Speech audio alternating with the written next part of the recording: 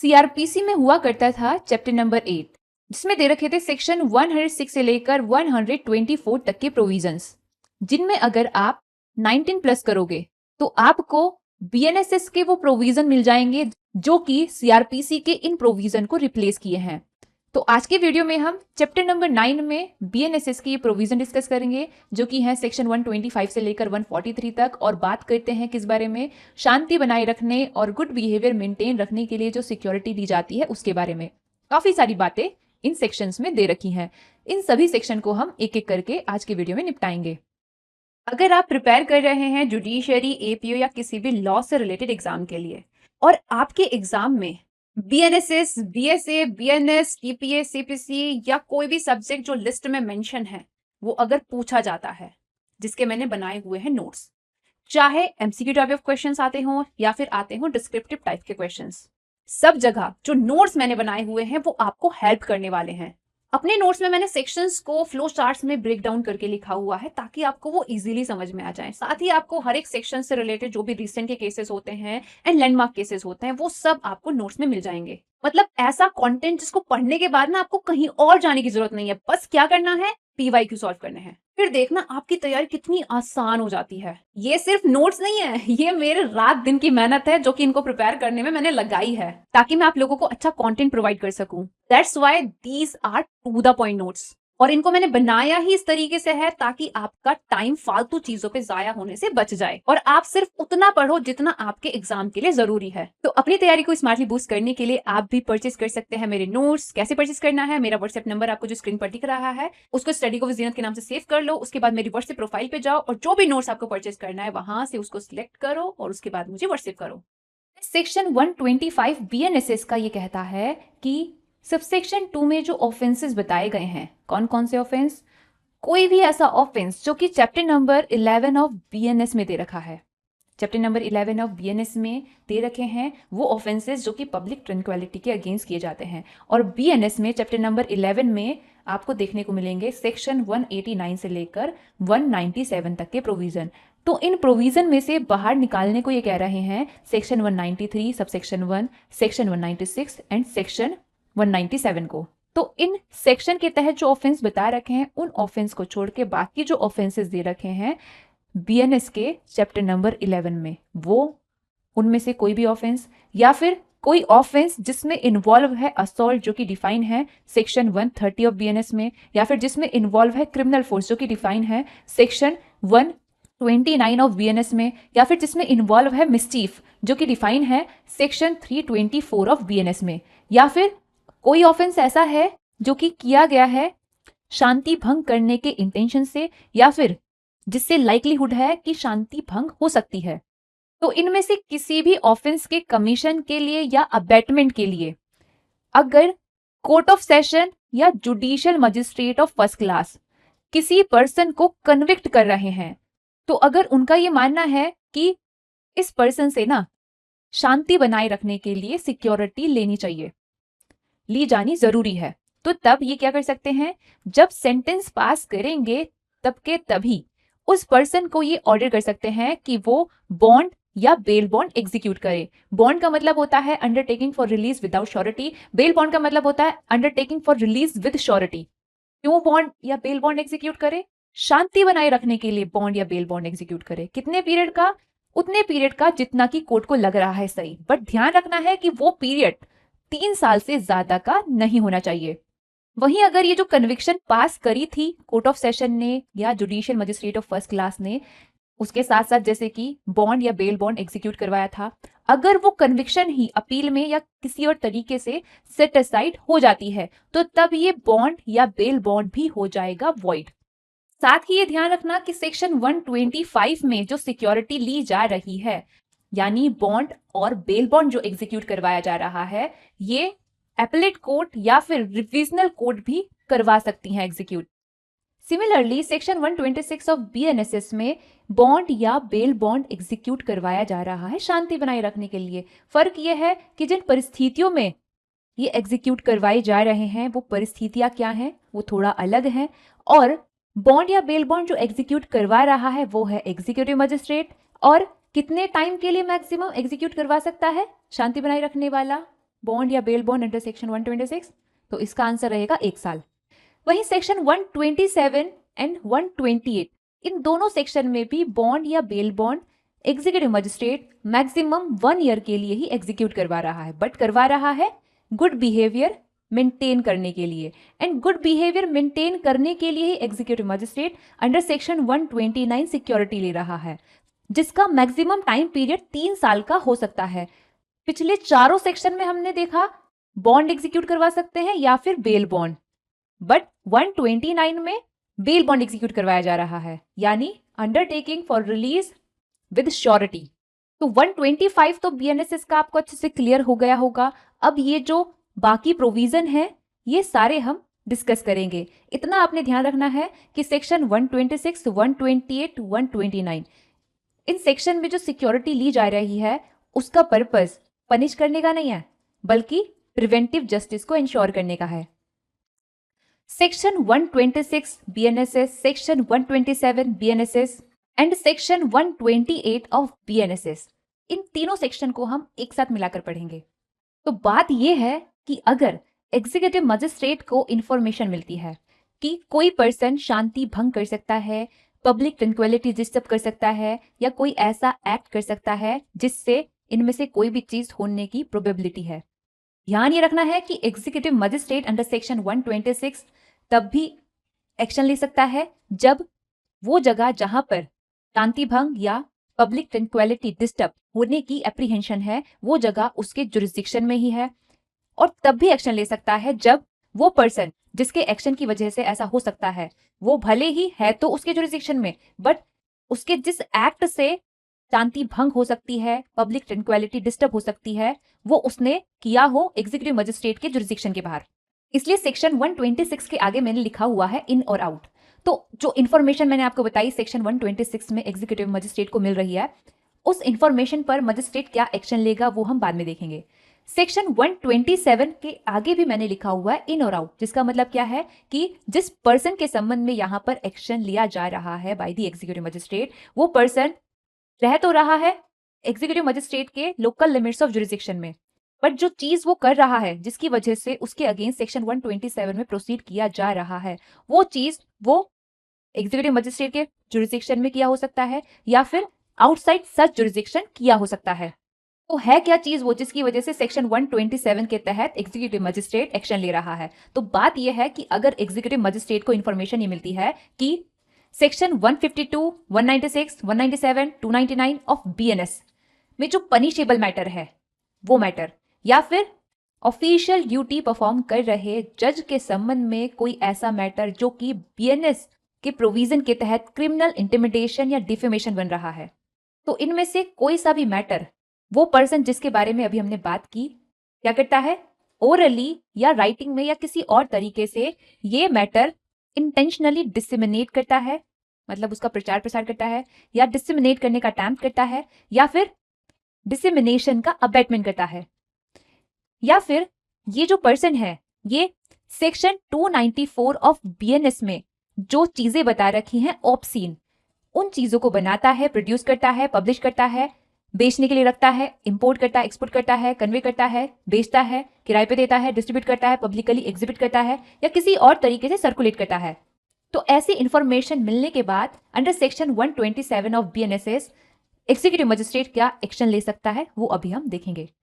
ये आप और जान लो, सेक्शन 127 में जो दे रखा है सबसेक्शन 2, वो ये चीज क्लियर करता है कि अगर कोई पब्लिकेशन रजिस्टर किया गया हो या फिर एडिट, प्रिंट और पब्लिश किया गया हो in accordance with the press and registration of books act 1867, ऐसे पब्लिकेशन के एडिटर, प्रोप्रिएटर, प्रिंटर और पब्लिशर के संबंध में सेक्शन 127 के तहत तब तक कोई भी प्रोसीडिंग इनिशिएट नहीं की जाएगी जब तक कि इस चीज के लिए स्टेट गवर्नमेंट ने ऑथराइज ना किया हो या फिर स्टेट गवर्नमेंट के द्वारा एम्पावर्ड ऑफिसर ने ऑथराइज ना किया हो। ये भी आपने ध्यान रखना है। सेक्शन 128 ऑफ बीएनएसएस के आगे मैंने लिखा हुआ है इन। क्यों लिखा हुआ है? क्योंकि यहाँ पर कह ये रहे हैं कि अगर एग्जीक्यूटिव मजिस्ट्रेट को इंफॉर्मेशन मिलती है कि कोई पर्सन जो उसके जुरिस्डिक्शन में है, विद इन हिज जुरिस्डिक्शन जो है, वो अपनी मौजूदगी को छुपाने के प्रिकॉशन ले रहा है, और इसके बारे में एग्जीक्यूटिव मजिस्ट्रेट को ये रीजन टू बिलीव हो रहा है कि ये जो पर्सन छुपाने के प्रिकॉशंस ले रहा है, वो ऐसा इसलिए कर रहा है ताकि वो कॉग्निजेबल ऑफेंस कमिट कर सके। तो तब एग्जीक्यूटिव मजिस्ट्रेट ये इन्फॉर्मेशन मिलने के बाद क्या एक्शन लेगा, वो अब हम देखेंगे। तो जो इन्फॉर्मेशन मिल रही है सेक्शन 126 में, 127 में एंड 128 में एग्जीक्यूटिव मजिस्ट्रेट को, फिर अगर उसकी ओपिनियन है कि जिन सेक्शन के बारे में मैंने आपको बताया उन सेक्शन में प्रोसीड करने के सफिशिएंट ग्राउंड हैं, तो तब एग्जीक्यूटिव मजिस्ट्रेट कंसर्न पर्सन से रिक्वायर कर सकता है कि वो कारण बताए कि आखिर उससे बॉन्ड या बेल बॉन्ड क्यों ना एग्जीक्यूट करवाया जाए अंडर सेक्शन 126 शांति बनाए रखने के लिए, अंडर सेक्शन 127 और 128 गुड बिहेवियर मेंटेन करने के लिए। कितने पीरियड के लिए? उतने पीरियड के लिए जितना कि मजिस्ट्रेट को लगे सही, बट वो पीरियड 1 साल से ज्यादा का नहीं हो सकता है। आई होप आपको सेक्शन 126, 127 एंड 128 ये तीनों सेक्शन अच्छे से समझ आ गए होंगे। सेक्शन 129 ऑफ पीएनएसएस, यहां पर भी मैंने ऊपर लिखा हुआ है इन। इसका मतलब क्या है? इसका मतलब यह है कि एग्जीक्यूटिव मजिस्ट्रेट जिस पर्सन के अगेंस्ट अंडर सेक्शन 129 एक्शन ले सकता है वो है वो पर्सन जो कि उसके लोकल लिमिट्स ऑफ जुरिस्डिक्शन में है। बाकी ना जितने भी सेक्शन अभी तक हमने डिस्कस किए सेक्शन 125 से लेकर 128 तक, और अब जो हम डिस्कस कर रहे हैं सेक्शन 129, इन सभी सेक्शन की हेडिंग आपने रट लेनी है क्योंकि हेडिंग बहुत पूछी जाती है इन सेक्शंस की। सेक्शन 129 की तो हेडिंग कई बार पूछी भी जा चुकी है। तो सेक्शन 129 बात करता है गुड बिहेवियर मेंटेन करने के लिए हैबिचुअल ऑफेंडर से सिक्योरिटी लेने की। सिक्योरिटी कौन ले रहा है? Executive magistrate. ध्यान रखना सेक्शन 126, 127, 128, 129 इन चारों सेक्शन में एग्जीक्यूटिव मजिस्ट्रेट सिक्योरिटी ले रहा है।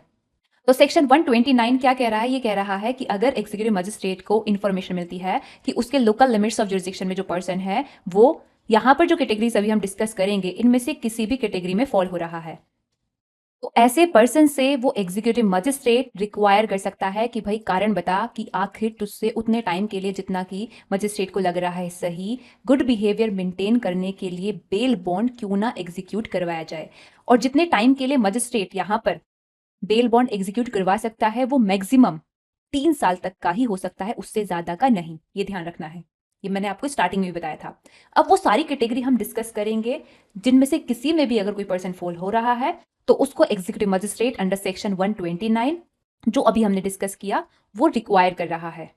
लाइक वो पर्सन हो सकता है by habit robber, house breaker, thief, forger, या फिर वो पर्सन बाय हैबिट जानते हुए कि जो प्रॉपर्टी वो रिसीव कर रहा है वो प्रॉपर्टी स्टोलन है, ऐसी प्रॉपर्टी का रिसीवर हो सकता है। या फिर वो हैबिचुअली चोरों को प्रोटेक्ट करता है या हार्बर करता है, या फिर स्टोलन प्रॉपर्टी को छुपाने में या डिस्पोज ऑफ करने में वो हैबिचुअली मदद करता है, या फिर वो हैबिचुअली यहाँ पर जो ऑफेंसेस मेंशन है इनमें से कोई भी ऑफेंस कमिट करता है, कमिट करने का अटेम्प्ट करता है या इनके कमीशन का अबेटमेंट करता है। कौन कौन से offence? Like kidnapping, abduction, extortion, cheating, mischief, या चैप्टर नंबर 10 ऑफ बीएनएस में जो बताए गए हैं ऑफेंस, या फिर जो बताए गए हैं बीएनएस के सेक्शन 178, 179, 180 या फिर 181 में। या फिर वो पर्सन हैबिचुअली कमिट करता है ऐसे ऑफेंस जिनमें ब्रीच ऑफ पीस इन्वॉल्व होता है, या फिर वो हैबिचुअली कमिट करता है, अटेम्प्ट करता है या अबेट करता है ऐसा ऑफेंस जो कि यहाँ पर जो इनेक्टमेंट मेंशन है इनमें से किसी एक या एक से ज्यादा इनेक्टमेंट में पनिशेबल ऑफेंस है। कौन कौन से इनेक्टमेंट में? जैसे कि drug and cosmetics act, foreigners act, employees provident fund and miscellaneous provision act, essential commodities act, protection of civil rights act, customs act, food safety and standard act. ये सारे act आपने ध्यान रखने हैं क्योंकि ये आपके प्रीलिम्स से पूछ लिए जाते हैं। या फिर वो पर्सन हैबिचुअली कमिट करता है, कमिट करने का अटेम्प्ट करता है या अबेटमेंट करता है कोई ऐसा ऑफेंस जो कि किसी ऐसे अदर लॉ में पनिशेबल है जो अदर लॉ लाया गया है, hoarding, profiteering, adulteration of food और ड्रग, या फिर करप्शन, इनमें से किसी भी चीज को रोकने के लिए। होर्डिंग का मतलब क्या होता है? होर्डिंग का मतलब होता है illegally large quantity of essential goods store करना और इस तरीके से आर्टिफिशियल स्कैरसिटी क्रिएट करना और प्राइसेस को इंक्रीज करना। प्रॉफिटियरिंग का मतलब होता है अनफेयर और एक्सेसिव प्रॉफिट बनाना, वो भी तब जब शॉर्टेज चल रहा हो, क्राइसिस चल रहे हो। अडल्ट्रेशन ऑफ फूड्स और ड्रग, ये तो आपको पता ही होगा। और करप्शन भी आपको पता होगा। करप्शन के ऊपर कभी ना कभी आपने ऐसे जरूर लिखा होगा, अगर ऐसे नहीं लिखा है तो स्पीच दी होगी, स्पीच नहीं दी है तो किसी को स्पीच देते हुए सुना होगा। तो ये अलग से आपको बताने की जरूरत नहीं है कि करप्शन का मतलब क्या होता है। लास्ट कैटेगरी दे रखी है उस पर्सन की जो कि इतना डिस्परेट है, इतना रेकलेस है, इतना लापरवाह है और इतना डेंजरस है कि अगर उसको ऐसे ही बिना सिक्योरिटी लिए खुला छोड़ दिया जाए तो वो कम्युनिटी के लिए खतरा हो सकता है। तो ये जितने भी कैटेगरी ऑफ पर्सन मैंने डिस्कस किए, इन पर्सन से एग्जीक्यूटिव मजिस्ट्रेट रिक्वायर कर सकता है कि भाई बता कारण कि तुझसे उतने पीरियड के लिए जितना कि मजिस्ट्रेट को लग रहा है सही, जो कि 3 साल से ज्यादा का नहीं होगा, गुड बिहेवियर मेंटेन करने के लिए बेल बॉन्ड क्यों ना एग्जीक्यूट करवाया जाए। तो यहाँ पे आपका सेक्शन 129 भी होता है कंप्लीट। साथ ही आप यहाँ पर सेक्शन 507 जिसमें क्लोज सी से लेकर एफ तक जो दिए गए हैं बीएनएसएस में, इसको भी आप कनेक्ट कर सकते हो, जो कि ये कहता है कि अगर कोई मजिस्ट्रेट लीगली एम्पावर नहीं है शांति बनाए रखने के लिए, सिक्योरिटी की डिमांड करने के लिए, या फिर गुड बिहेवियर बनाए रखने के लिए सिक्योरिटी की डिमांड करने के लिए, या फिर गुड बिहेवियर से जो पर्सन बाउंड है उस पर्सन को डिस्चार्ज करने के लिए, या फिर शांति बनाए रखने के लिए जो बॉन्ड एग्जीक्यूट करवाया गया था उसको कैंसिल करने के लिए, तो अगर ऐसा मजिस्ट्रेट ये काम कर दे तो ये ऐसी इरेगुलरिटी हो जाएगी जो कि प्रोसीडिंग को वॉइड बना देगी, विशिएट कर देगी। ध्यान रखना है ये आपने। अब हमने ये तो देख लिया कि एग्जीक्यूटिव मजिस्ट्रेट सेक्शन 126 से लेकर 129 तक के प्रोविजन में जिस पर्सन के अगेंस्ट एक्शन ले रहा है उससे कारण पूछ रहा है कि उससे सिक्योरिटी क्यों ना ली जाए। तो अब आगे क्या प्रोसीजर होगा? प्रोसीजर जो चलेगा उसको अपन लोग कह सकते हैं trial before the executive magistrate, और उसमें कवर होंगे सेक्शन 130 से लेकर 143 तक के प्रोविजन, जिनमें से सबसे पहले सेक्शन 130 में आएगा प्रिलिमिनरी ऑर्डर। फिर जिस पर्सन के अगेंस्ट प्रिलिमिनरी ऑर्डर आया है उसकी अपीयरेंस को कंपेल कराने के लिए कुछ एक्शन लिए जाएंगे, उनके रिगार्डिंग सेक्शन 131 से लेकर 134 तक के प्रोविजन दे रखे हैं। फिर 135 में इंक्वायरी होगी। फिर फाइनल ऑर्डर आएगा बॉन्ड एग्जीक्यूट करवाने का अंडर सेक्शन 136, वो भी तब जब उस पर्सन के अगेंस्ट इंक्वायरी का रिजल्ट निकलता है। वहीं अगर इंक्वायरी का जो रिजल्ट है वो उस पर्सन के फेवर में निकलता है तो तब उस पर्सन को अंडर सेक्शन 137 डिस्चार्ज कर दिया जाएगा। फिर आगे जो प्रोविजन देखने को मिलेंगे वो भी कुछ एक्स्ट्रा बातें आगे की बताते हैं, जब हम उन पे पहुंचेंगे तब उनके बारे में डिस्कस करेंगे। यहाँ पर आपको ये चीज तो अब क्लियर हो गई होगी कि सेक्शन 125 में court of session, judicial magistrate of first class या फिर एपलेट कोर्ट या फिर रिविजनल कोर्ट किसी पर्सन को कन्विक्ट करते हुए जब उसके अगेंस्ट सेंटेंस पास कर रहे हैं तब उससे करवा रहे हैं शांति बनाए रखने के लिए बॉन्ड या बेल बॉन्ड एग्जीक्यूट। वही अंडर सेक्शन 126, 127, 128 बॉन्ड या बेल बॉन्ड, वही अंडर सेक्शन 129 बेल बॉन्ड क्यों ना एग्जीक्यूट करवाया जाए ये पूछ रहा है एग्जीक्यूटिव मजिस्ट्रेट। फिर इन सेक्शंस के संबंध में ही आगे एग्जीक्यूटिव मजिस्ट्रेट के समक्ष आपको देखने को मिलेगा ट्रायल, जिसमें सबसे पहले सेक्शन 130 में राइटिंग में आएगा प्रिलिमिनरी ऑर्डर, और वो प्रिलिमिनरी ऑर्डर कैसे कन्वे किया जाएगा ताकि जिस पर्सन के अगेंस्ट आया है वो फिर कोर्ट में आए। इन चीज़ों के लिए जो स्टेप हैं वो लिए जाएंगे सेक्शन 131 से लेकर 134 तक के प्रोविजंस में। फिर जब वो पर्सन आ जाएगा तब चलेगी सेक्शन 135 में इंक्वायरी। फिर उस इंक्वायरी के रिजल्ट के हिसाब से फाइनल ऑर्डर आएगा। अगर इंक्वायरी उस पर्सन के अगेंस्ट आई है तो इनमें से जिस भी सेक्शन के तहत, लाइक अगर हम बात करें 126, 127, 128, तो इनमें बॉन्ड या बेल बॉन्ड एग्जीक्यूट क्यों ना किया जाए ये पूछा जा रहा है। 129 में बेल बॉन्ड क्यों ना एग्जीक्यूट करा जाए ये पूछा जा रहा है। तो जो भी पूछा जा रहा है वो एग्जीक्यूट करने का फाइनल ऑर्डर 136 में एग्जीक्यूटिव मजिस्ट्रेट दे रहा है। वहीं अगर इंक्वायरी उस पर्सन के फेवर में निकल जाती है तो अंडर सेक्शन 137 उस पर्सन को डिस्चार्ज किया जा रहा है। तो ये जितने भी प्रोविजन हैं एग्जीक्यूटिव मजिस्ट्रेट के समक्ष अब जो ट्रायल चलेगा उसके बारे में वो हम एक एक करके डिस्कस करेंगे। तो जैसा कि आपको पता है कि 126, 127, 128 इन तीनों सेक्शन में बॉन्ड या फिर बेल बॉन्ड एग्जीक्यूट करवा सकते हैं। 129 में सिर्फ और सिर्फ बेल बॉन्ड एग्जीक्यूट करवा सकते हैं। तो जो भी एग्जीक्यूट करवा सकते हैं इनमें से किसी भी सेक्शन में हम उसको शॉर्ट में बॉन्ड कहकर चलेंगे। तो अगर इनमें से किसी भी सेक्शन में बॉन्ड एग्जीक्यूट क्यों ना करवाया जाए ये एग्जीक्यूटिव मजिस्ट्रेट ने कारण पूछा है, तो ये कैसे पूछेगा? इस चीज़ के लिए ना सेक्शन 130 में निकालेगा प्रिलिमिनरी ऑर्डर राइटिंग में। उस प्रिलिमिनरी ऑर्डर में जो उसको मिली है इंफॉर्मेशन, उस इंफॉर्मेशन का सार वो मेंशन करेगा और बताएगा कि कितनी अमाउंट का बॉन्ड उससे एग्जीक्यूट करवाया जाएगा उस पर्सन से, और बताएगा कि वो बॉन्ड कितने टाइम के लिए इन्फोर्समेंट में रहेगा, कितने नंबर ऑफ श्योरिटी उस पर्सन को लाने पड़ेंगे। After considering the sufficiency and fitness of the surety, कि हाँ मतलब इस हिसाब से ऐसे श्योरिटी होने चाहिए, इस हिसाब से फिट होने चाहिए, वो सब चीज़ें मेंशन करेगा रिटर्न ऑर्डर में एग्जीक्यूटिव मजिस्ट्रेट। फिर अगर जिस पर्सन के अगेंस्ट ये प्रिलिमिनरी ऑर्डर राइटिंग में अंडर सेक्शन 130 एग्जीक्यूटिव मजिस्ट्रेट ने निकाला है, वो पर्सन अगर कोर्ट में ही मौजूद है तो अंडर सेक्शन 131 ऑफ बीएनएसएस उस पर्सन को वो ऑर्डर पढ़कर सुना दिया जाएगा। अगर वो पर्सन कहता है कि नहीं मतलब मेरे को ना ये ऑर्डर आप समझाओ, इसका मुझे सब्सटेंस समझा दो, तो तब उस पर्सन को फिर उस ऑर्डर का सब्सटेंस एक्सप्लेन कर दिया जाएगा।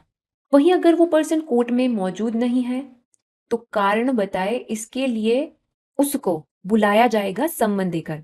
वहीं अगर वो किसी की कस्टडी में है, जिस कस्टोडियल ऑफिसर की वो कस्टडी में है, उसको एग्जीक्यूटिव मजिस्ट्रेट वारंट भेजेगा ये डायरेक्ट करते हुए कि इस पर्टिकुलर पर्सन को लेकर आ जाओ कोर्ट में। प्रोवाइजो ये चीज क्लियर कर रहा है कि अगर मजिस्ट्रेट को पुलिस रिपोर्ट मिलती है या फिर कोई इंफॉर्मेशन मिलती है जिसका सब्सटेंस वो रिकॉर्ड करेगा, और उस पुलिस रिपोर्ट या मिली हुई इंफॉर्मेशन के आधार पे मजिस्ट्रेट को ये सेटिस्फाई होता है कि कारण है किस डर के, शांति भंग होने के डर के, और ये जो ब्रीच ऑफ पीस हो सकता है यह उस पर्सन को इमिडिएटली अरेस्ट करवाए बिना रोका नहीं जा सकता है, तो तब किसी भी टाइम एग्जीक्यूटिव मजिस्ट्रेट उस पर्सन के अगेंस्ट अरेस्ट वारंट जारी कर सकता है। सेक्शन 133 कह रहा है कि चाहे समन जा रहा हो या वारंट जा रहा हो, उसके साथ सेक्शन 130 ऑफ बीएनएसएस के प्रिलिमिनरी ऑर्डर की कॉपी भी जाएगी, और वो जिस पर्सन को समन सर्व किया जा रहा है या वारंट के तहत अरेस्ट किया जा रहा है उस पर्सन को वो कॉपी दी जाएगी। कौन सी कॉपी? सेक्शन 130 के प्रिलिमिनरी ऑर्डर की कॉपी। सेक्शन 134 बीएनएसएस का ये कह रहा है कि जिस पर्सन से बोला जा रहा है कि भाई कारण बताओ कि आपसे बॉन्ड क्यों ना एग्जीक्यूट करवाया जाए, अगर मजिस्ट्रेट को लग रहा है कि इस पर्सन को ना पर्सनली कोर्ट में इस कारण को बताने के लिए आने की जरूरत नहीं है, और ऐसा लगने के पीछे ना मजिस्ट्रेट के पास सफिशिएंट कॉज है, तो तब मजिस्ट्रेट उस पर्सन को परमिशन दे सकता है कि भाई तुम ना एडवोकेट के थ्रू भी अपीयर हो सकते हो। तो अब सेक्शन 135 में होएगी इंक्वायरी सच्चाई का पता लगाने के लिए, और इस चीज के रिगार्डिंग कह रहे हैं कि जिस पर्सन को कारण बताने के लिए बोला गया वो पर्सन अगर कोर्ट में ही मौजूद था तो सेक्शन 130 का ऑर्डर उसको अंडर सेक्शन 131 ऑफ बीएनएसएस पढ़कर सुना दिया गया है या उसका सार एक्सप्लेन कर दिया गया है, तो तब, या फिर अगर वो पर्सन कोर्ट में मौजूद नहीं था तो उसको सम्मन भेजकर बुलवाया गया या फिर अरेस्ट वारंट के थ्रू उसको लाया गया अंडर सेक्शन 132 ऑफ बीएनएसएस, तो तब मजिस्ट्रेट शुरू करेगा इंक्वायरी सच्चाई का पता लगाने के लिए कि जो इंफॉर्मेशन मिली है वो कितनी सच है कितनी झूठ है, और इस चीज के लिए ना वो अगर जरूरत पड़ रही है तो एडिशनल एविडेंसेस भी ले सकता है। और ये जो इंक्वायरी चलेगी और इसमें इवन अगर एविडेंसेस वगैरह रिकॉर्ड किए जा रहे हैं, उन सब में जहां तक पॉसिबल हो सकता है प्रोसीजर फॉलो करा जाएगा, वही जो कि प्रोसीजर अपन लोग फॉलो करते हैं in the trial for someone case. ये चीज आपने मार्क कर लेनी है क्योंकि ये चीज पूछी जाती है। सबसेक्शन 3 ये कह रहा है कि इंक्वायरी शुरू होने के बाद बट खत्म होने से पहले अगर मजिस्ट्रेट को ड्यूरिंग द इंक्वायरी ये विश्वास होता है कि इमीडिएट मेजर लेना जरूरी है, शांति भंग होने से रोकने के लिए, पब्लिक ट्रैंक्विलिटी को डिस्टर्बेंस होने से रोकने के लिए, कोई ऑफेंस कमिट होने से रोकने के लिए या पब्लिक सेफ्टी के लिए, तो तब पेंडिंग इंक्वायरी वो इंटरिम बॉन्ड एग्जीक्यूट करवा सकता है राइटिंग में रीजंस रिकॉर्ड करके। क्या कर सकता है वो डायरेक्ट कर सकता है उस पर्सन को जो भी मतलब प्रिलिमिनरी ऑर्डर में उसको बोला गया था बॉन्ड या बेल बॉन्ड क्यों ना एग्जीक्यूट करवाया जाए, उसका कारण बता, तो वो इंटरिम तौर पर उससे एग्जीक्यूट करवा सकता है, और वो जो एग्जीक्यूट करवाया है वो तब तक मान्य रहेगा जब तक कि इंक्वायरी कंक्लूड नहीं हो जाती है। साथ ही जब तक वो पर्सन बॉन्ड एग्जीक्यूट नहीं करता है तब तक उसको वो डिटेन करके रख सकते हैं, और अगर उसने बॉन्ड एग्जीक्यूट नहीं किया तो तब उसको तब तक डिटेन करके रख सकते हैं जब तक कि इंक्वायरी कंक्लूड नहीं हो जाती है। साथ ही ये ध्यान रखना है कि जब तक जो प्रोसीडिंग है वो सेक्शन 127, 128, 129 में शुरू ना हुई हो तब तक उस पर्सन को डायरेक्ट नहीं किया जा सकता है कि भाई तुम गुड बिहेवियर मेंटेन रखने के लिए बॉन्ड या बेल बॉन्ड एग्जीक्यूट करो। क्यों? क्योंकि इन सेक्शन में जब प्रोसीडिंग ही नहीं शुरू हुई है यही तो सेक्शन है जहां पर गुड बिहेवियर मेंटेन रखने के लिए बॉन्ड या बेल बॉन्ड जो भी है एग्जीक्यूट करवाए जा सकते हैं। इन दोनों सेक्शन में बॉन्ड या बेल बॉन्ड और सेक्शन 129 में बेल बॉन्ड। तो जब प्रोसीडिंग इनमें से किसी सेक्शन में शुरू ही नहीं करी गई है तो यहाँ पर pending the inquiry interim bond या बेल बॉन्ड एग्जीक्यूट नहीं करवाया जा सकता है फॉर मेंटेनिंग गुड बिहेवियर। और 130 के प्रिलिमिनरी ऑर्डर में जो बोला गया था उसी हिसाब से ही यहाँ पर इंटरिम बॉन्ड एग्जीक्यूट करवाया जा सकता है, उससे ज़्यादा का नहीं करवाया जा सकता है। जितनी अमाउंट के लिए बोला गया था, जितने श्योरिटी के लिए बोला गया था, जितनी लाइबिलिटी के लिए बोला गया था, सिर्फ उतना ही, उससे ज़्यादा ऑनरस नहीं हो सकता है इंटरिम बॉन्ड जो पेंडिंग इंक्वायरी यहाँ पर एग्जीक्यूट करवाया जा रहा है। सबसेक्शन 4 ये कह रहा है कि अगर किसी पर्सन के हैबिचुअल ऑफेंडर होने का प्रूफ देना है या ये प्रूफ देना है कि कोई पर्सन डिस्परेट है एंड डेंजरस है, इतना कि अगर उससे सिक्योरिटी ना ली जाए तो उसको ऐसे ही छोड़ देने पर समाज को, कम्युनिटी को खतरा होगा, तो इन चीज़ों के प्रूफ के लिए उस पर्सन का जनरल रेपुटेशन और अदर एविडेंसेस एडमिसेबल होंगे। सबसेक्शन 5 ये कह रहा है कि अगर मैटर में जो इन्वॉल्व पर्सन है उनकी संख्या 2 या 2 से ज़्यादा है, तो तब मजिस्ट्रेट को अगर लग रहा है कि उन सभी को सेम ही इंक्वायरी में निपटा दिया जाए तो सेम इंक्वायरी में निपटा देगा। अगर लग रहा है कि नहीं, उनकी ना अलग अलग इंक्वायरी करनी चाहिए तो अलग अलग इंक्वायरी कर लेगा। जो भी मतलब मजिस्ट्रेट को लग रहा है से वो मजिस्ट्रेट यहाँ पर कर सकता है, जॉइंट इंक्वायरी कर सकता है, सेपरेट इंक्वायरी कर सकता है, जो भी वो सही समझे। सबसेक्शन 6 ये कह रहा है कि जो भी इंक्वायरी करी जा रही है सेक्शन 135 में, वो जिस तारीख को शुरू हुई उस तारीख से 6 महीने के अंदर हो जानी चाहिए कंप्लीट। अगर नहीं होगी तो वो ऑटोमेटिकली टर्मिनेट हो जाएगी, जब तक कि स्पेशल रीजंस राइटिंग में रिकॉर्ड करके मजिस्ट्रेट कुछ और डायरेक्ट नहीं करता है। साथ ही ये कह रहे हैं कि अगर पेंडिंग इंक्वायरी पर्सन को डिटेन करके रखा गया था तो उस पर्सन के अगेंस्ट 6 महीने खत्म होते के साथ साथ पेंशन की जो भी प्रोसीडिंग थी वो भी टर्मिनेट हो जाएंगी, जब तक कि उनको पहले ही ना खत्म कर दिया गया। अगर पहले ही खत्म कर दी गई तो तब तो कोई दिक्कत ही नहीं है। सबसेक्शन 7 ये कह रहा है कि अगर मान के चलो 6 महीने के बियॉन्ड एग्जीक्यूटिव मजिस्ट्रेट ने इंक्वायरी को कंटिन्यू कर लिया, तो तब इस चीज के अगेंस्ट एग्रीव पर्सन क्या कर सकता है, एप्लीकेशन लगा सकता है सेशन जज के पास। और फिर अगर सेशन जज ये पाता है कि इस तरह के कोई स्पेशल रीजंस ही नहीं थे जिनकी वजह से एग्जीक्यूटिव मजिस्ट्रेट ने आगे कंटिन्यू कर लिया इंक्वायरी को, या फिर ये जो आगे कंटिन्यू करी गई है इंक्वायरी ये परवर्स है, मतलब अनरीजनेबल है, कॉन्ट्ररी टू द लॉ है, तो तब जो ये एक्सटेंशन किया गया है इंक्वायरी का, इसको वैकेट करने का सेशन जज ऑर्डर दे सकता है। वैकेट करने का मतलब है यहाँ पे कैंसिल करने का, नलीफाई करने का ऑर्डर दे सकता है। ओके, तो ये हो गया आपका सेक्शन 135।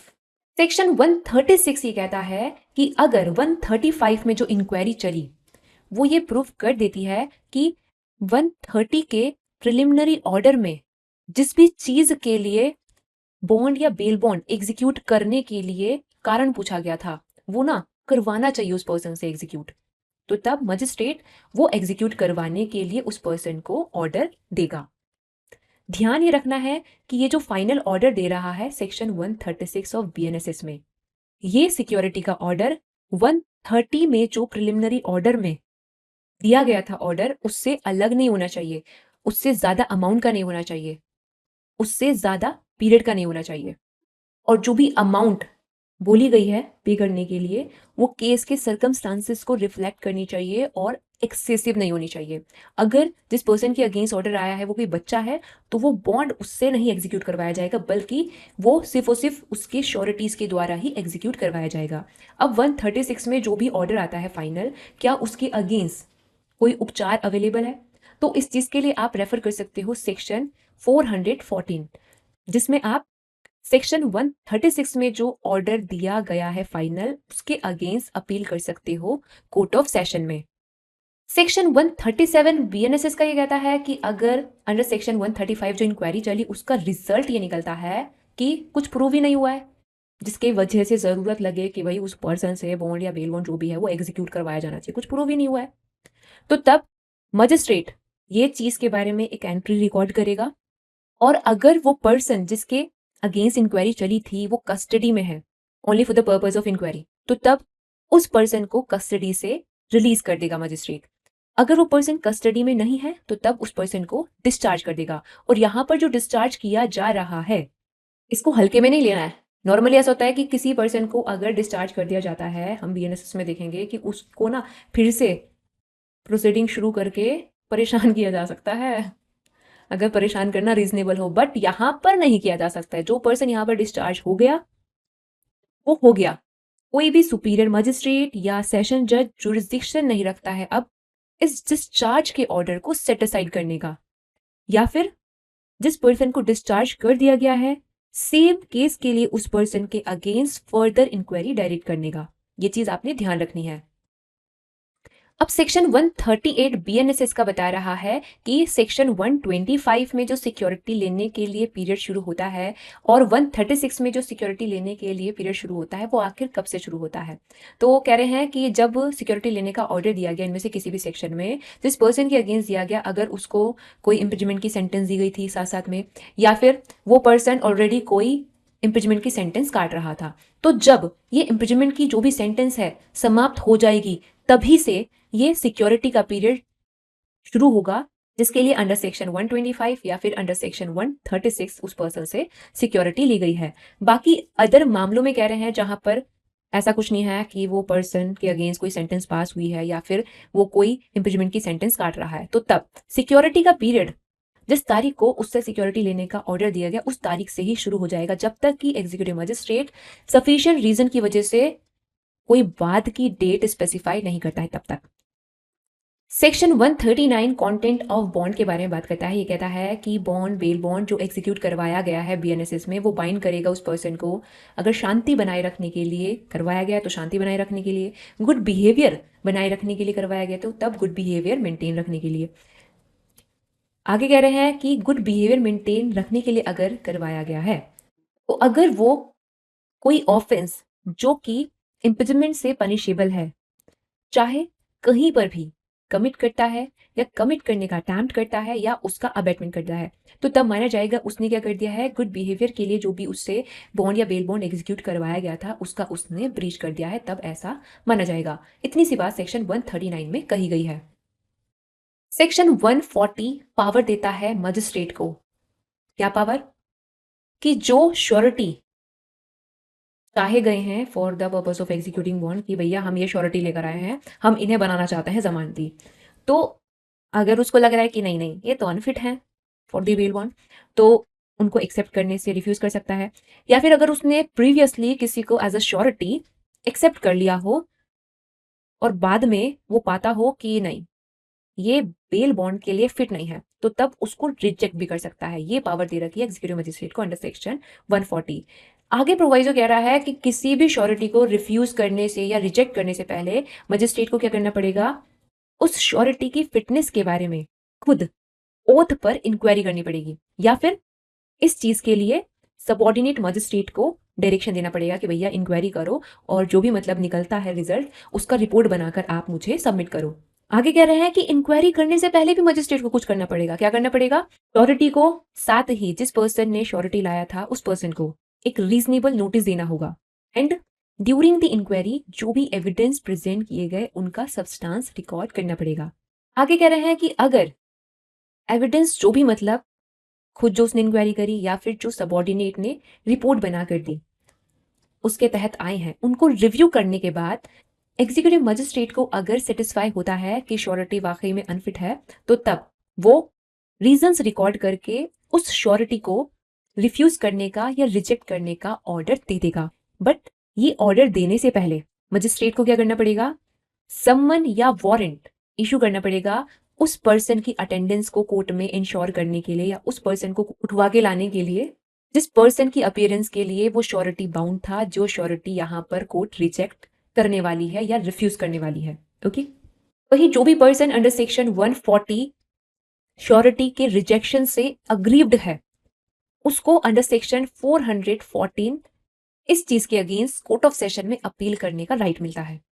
अब ये जो आपका अगला सेक्शन है सेक्शन 141, ये बता रहा है कि जो सिक्योरिटी मांगी गई, चाहे 125 में मांगी गई या मांगी गई 136 में, वो अगर ना दी जाए, उसको देने में अगर फेल हो जाए वो पर्सन जिससे मांगी गई है, तो तब उसको क्या कारावास की सजा हो सकती है ये बता रहे हैं।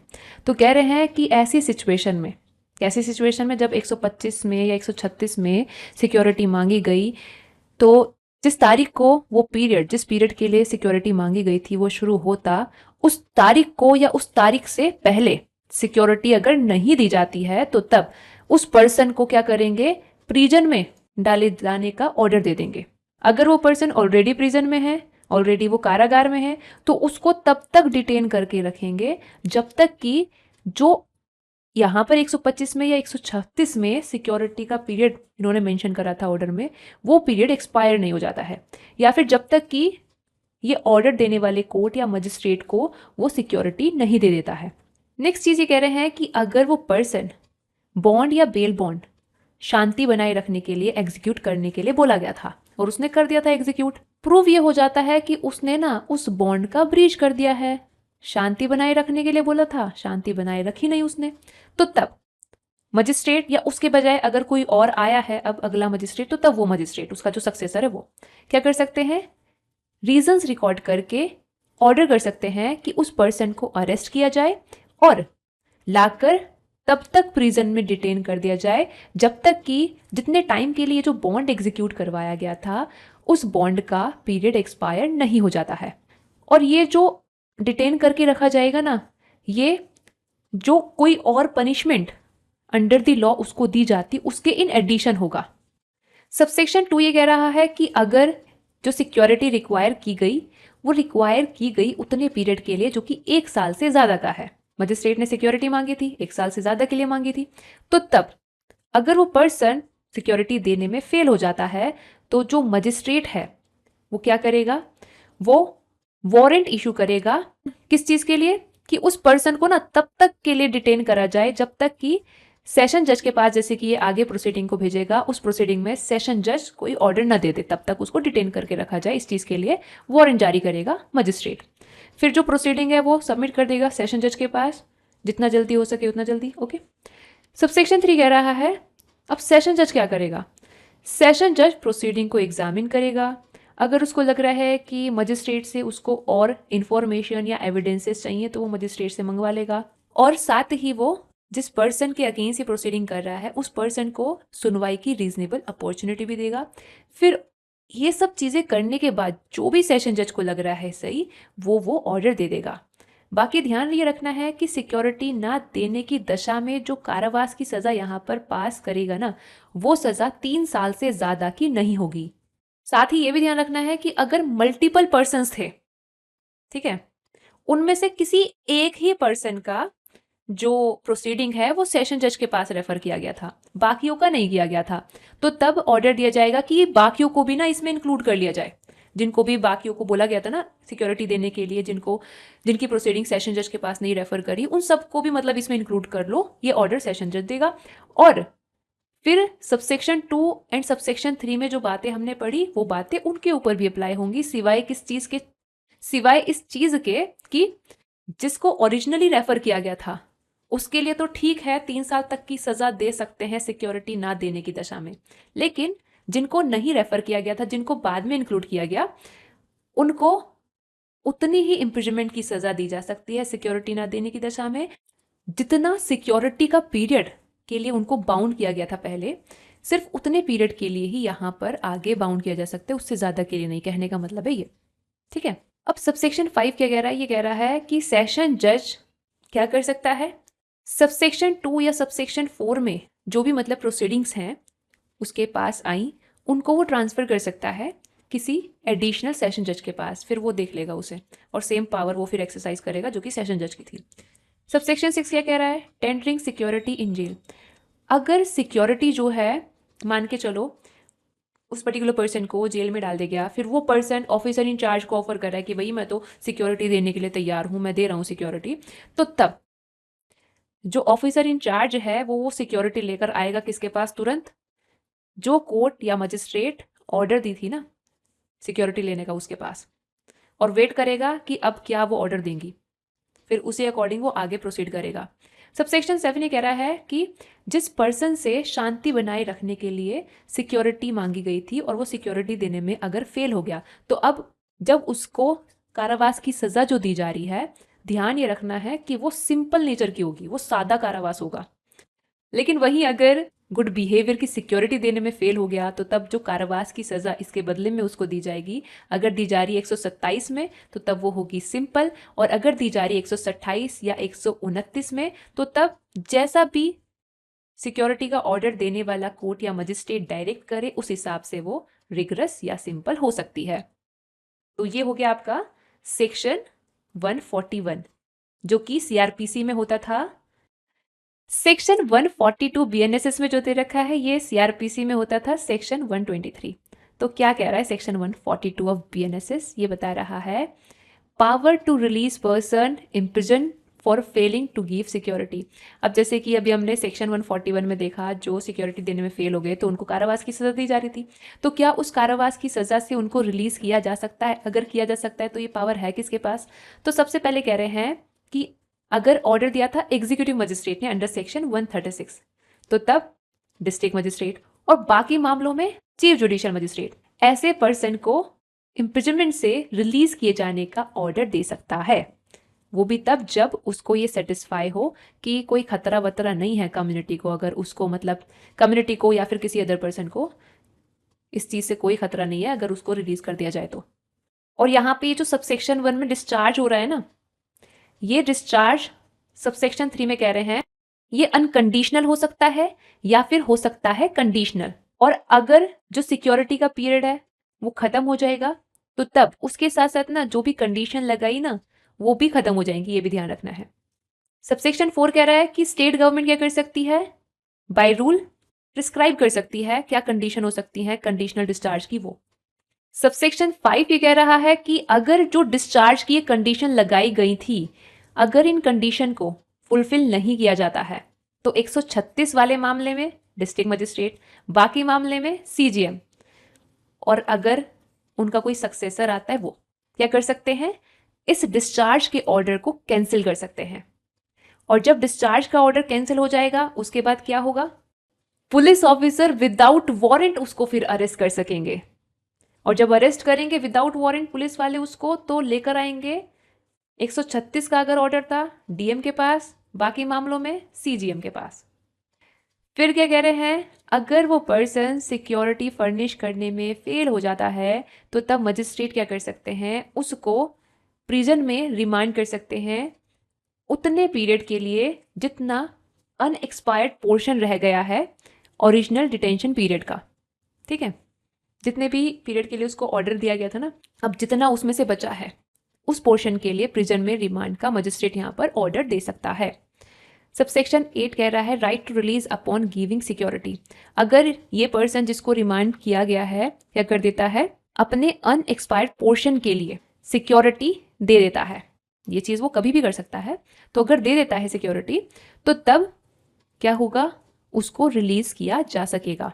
ओके। सबसेक्शन 9 ये कह रहा है कि हाई कोर्ट या कोर्ट ऑफ सेशन अगर उनके पास सफिशिएंट रीजंस हैं जिनको वो राइटिंग में रिकॉर्ड करेंगे क्या कर सकते हैं? ये शांति बनाए रखने के लिए या गुड बिहेवियर मेंटेन रखने के लिए चैप्टर नंबर 9 में जो भी बॉन्ड एग्जीक्यूट करवाया गया था उसको कैंसिल कर सकते हैं। और ये चीज़ ना डिस्ट्रिक्ट मजिस्ट्रेट 136 वाले ऑर्डर में, सीजीएम बाकी मामलों में भी कर सकते हैं। वो बॉन्ड जो कि इनके ऑर्डर के तहत या इनके डिस्ट्रिक्ट में एग्जीक्यूट किया गया था उसको ये कैंसिल करने का ऑर्डर दे सकते हैं। सबसेक्शन 10 ये बता रहा है श्योरिटी का क्या राइट है? क्या श्योरिटी करा सकता है कैंसिल बॉन्ड को? तो कह रहे हैं कि श्योरिटी को भी ये राइट है कि वो कोर्ट में एप्लीकेशन लगा सकता है किसी भी टाइम बॉन्ड को कैंसिल कराने की।